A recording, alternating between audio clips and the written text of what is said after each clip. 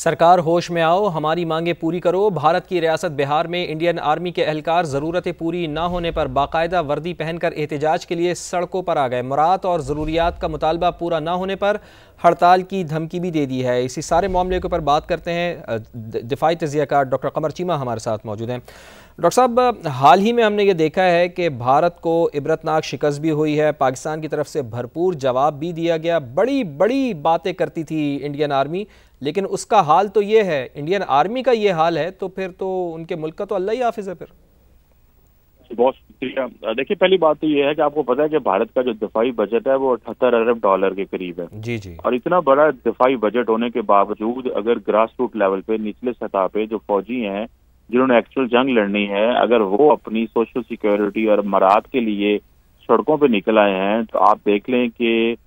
پوری کی پوری جو انٹائر فوڈ چین ہے، جو ساری کی ساری لیڈرشپ کے نیچے تک کیا سچویشن ہے۔ اب سچویشن یہ ہے کہ کیونکہ بہت سارا ریسورسز جو ہیں وہ بھارت خرچ کرتا ہے ڈیفینس اکوپمنٹ کے لیے۔ یہ ہم نے باہر سے S-400 خریدنا، جس کو پاکستان نے یہ 4 دن کی جنگ جو مئی میں ہوئی تھی جس کو تباہ کیا تھا، اپنے جہاز خریدنے میں لگاتا ہے جس کو پاکستان نے جن کو گرا دیا تھا۔ تو مسئلہ یہ ہے کہ اس میں آتی ہیں کک پیکس، اس میں لینے ہوتے ہیں پولیٹیکل کلاس نے پیسے، تو وہ نچلی سطح پہ وہ پیسے آ ہی نہیں پاتے، وہ ریسورسز پہنچ ہی نہیں پاتے۔ تو یہ فوجی بات کرتے ہیں سوشل سیکیورٹی کی،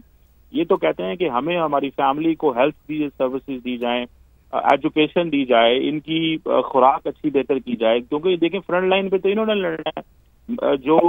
اپنی جان دینی ہے یہ تو انہوں نے دینی ہے۔ تو اگر ان لوگوں کو یہ فیسلٹیز نہیں دی جا رہی تو آپ امیجن کریں کہ اتنی یہ جو 12-14 لاکھ 15 لاکھ کی جو فوج ہے ان کی، اس کی کیا حالت ہوگی۔ اور دوسری بات یہ ہے کہ اس فوج کے اندر ایک فرسٹریشن یہ بھی بڑھتی جا رہی ہے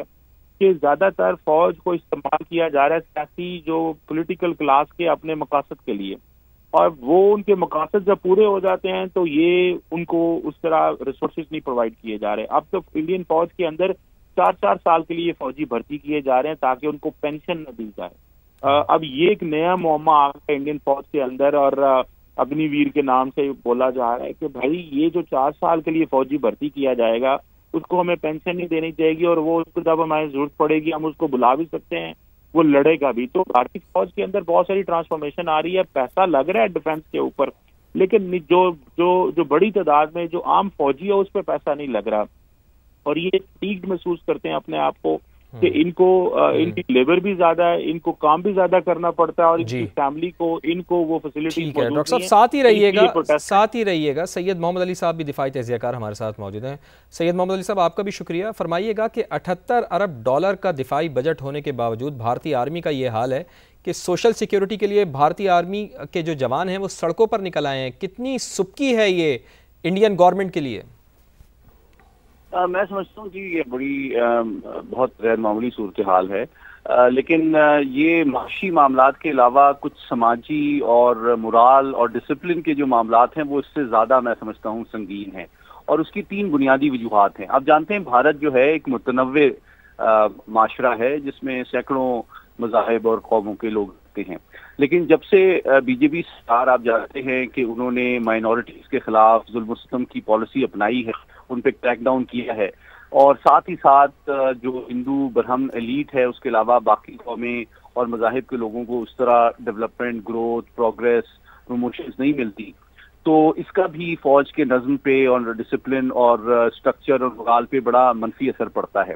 دوسری بات یہ ہے کہ فوج کے اندر یہ احساس بڑھ رہا ہے تیزی کے ساتھ کہ ہر الیکشن میں ہمیں استعمال کیا جاتا ہے شارٹ ٹرم سیاسی فائدے کے لیے جو ملک کی حکومت ہوتی ہے، بجائے یہ کہ ہم قومی سلامتی اور دفاع کے لیے اپنی خدمات سر انجام دیں۔ تو اس سے بھی مورال پہ بڑا منفی اثر پڑ رہا ہے۔ اور تیسری بات جو ہے، جو سب سے بڑی وجہ ہے، وہ یہ ہے کہ جو لوگ کسی ایوارڈ یا پروموشن کے مستحق نہیں ہوتے اس کو ابھینندن کی طرح نہ صرف ہائیسٹ ایوارڈ بھی دیا جاتا ہے اور ساتھ ہی ساتھ ان کو پروموٹ بھی کیا جاتا ہے، لیکن دوسری جانب فالس فلیگ آپریشن میں جو سینکڑوں بھارتی جوان